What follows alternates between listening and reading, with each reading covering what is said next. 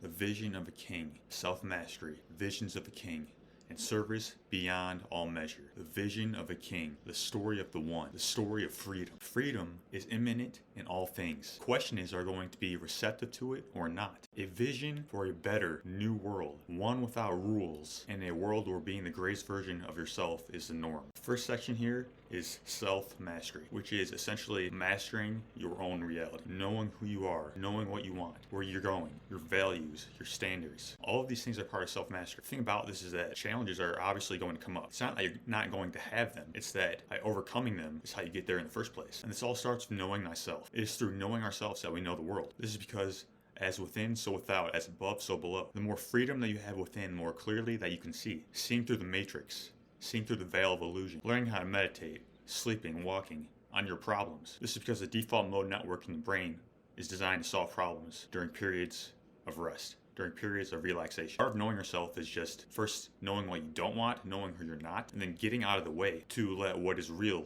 come through. The next section here is visions of the king. Under that we have anticipation. This is the ability to see in the future and look at possible contingencies and make a plan to move forward. Challenges are always present. The question is, how do we respond to it? Because the solution is always present. The question is, are we going to be receptive to it or not? Being solution oriented and not problem oriented. Next, we have mental imagery, which is the images that we have going on in our head throughout the day. Take inventory of what is going on in your head. Have awareness. From that place, we can actually create positive change moving forward. Images in our mind, the thoughts that we think, the feelings that we feel, all make up our reality. Next, we have emotional calibration, which is essentially calibrating our thoughts, our emotions, and our actions toward a worthy ideal, our goals, our dreams, and our vision. Because we're usually just out of alignment most of the time. The more we spend on distractions, the more time we spend out of alignment, the slower it takes to make our dream a reality. This is important because many of us are on autopilot, and the more that we can become aware, the more we can steer our ship in the direction that we choose. Number 3 is learn to see in the dark. Many of us lose sight of our vision,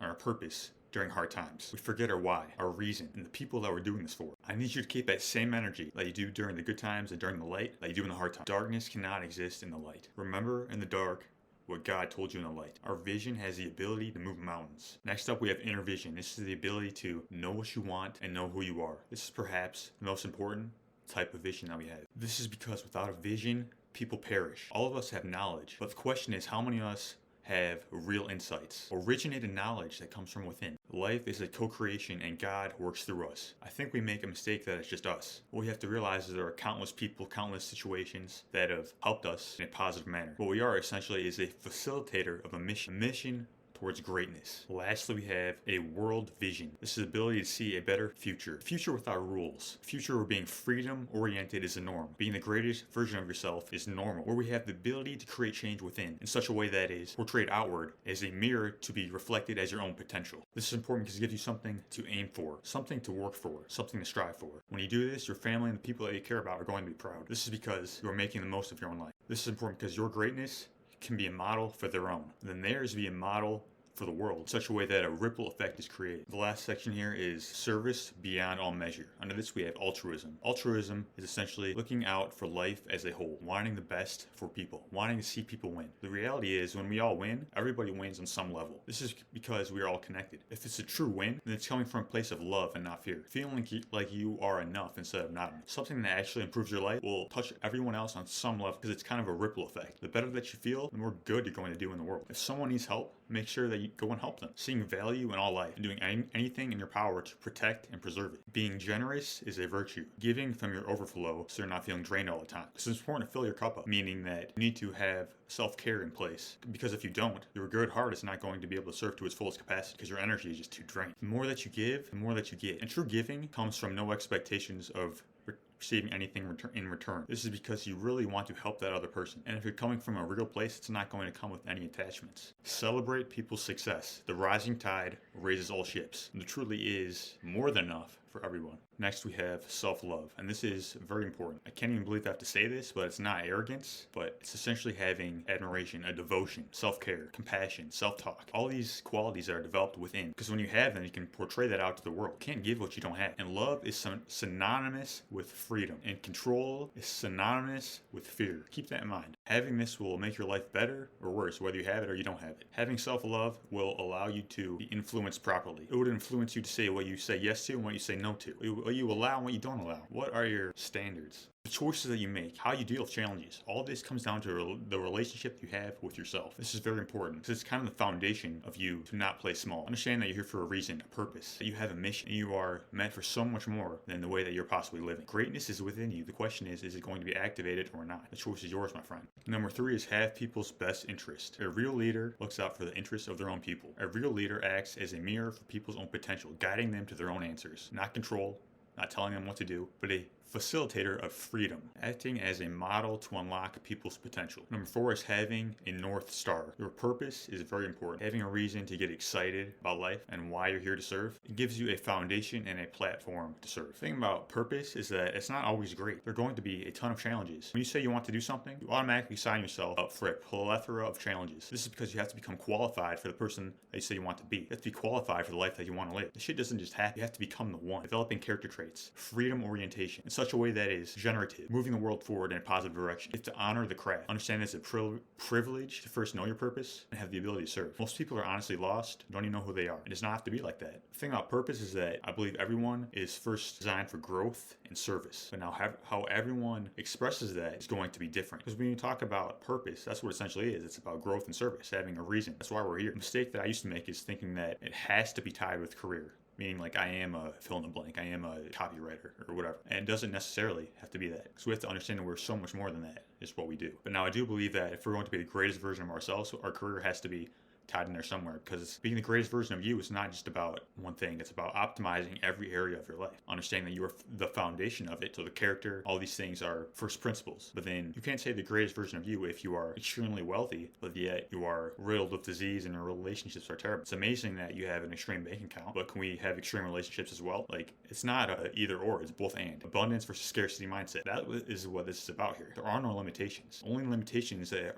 we have exist with our past beliefs. They're actually not serving us. Only people that I roll with are moving forward. We don't talk that backward shit. We talk forward. We are generative with our actions. We don't play around. Not meaning that we don't play and don't have fun. That's not what this means. It means that everything we do is 100. Even if we're just relaxing, even if we're just having fun, we do it 100. There are no clowns around here. I often hear the saying, you only live once. Okay, if that's true, then you may as well be the greatest version of you. Because when I hear people say that, they often say it, you only live once, so I might as well just be entertained as possible. The reason why people say that is because they're soft. Now, understanding the obstacle is the way. The more shit that we overcome, the more that we become, the more that we can serve. So reality takes a real strength to live a great life. You have to be strong in all areas. The more strength that you have, the more wattage, the more capacity that you have for greatness. And the thing about finding your purpose is that it's not something that is outside of us. It's something that is within us. So if you don't know what it is, make it your purpose to know your purpose. I would just start with optimizing your life as it is. Just get better in whatever you're doing. Optimize you. Whatever you're doing during the day, just get better at it. That's what I would suggest. Because the better the life that we lead, the more clarity that we have, and that gives us direction to know where that we actually want to go. And purpose can change over time, like the way that we express it,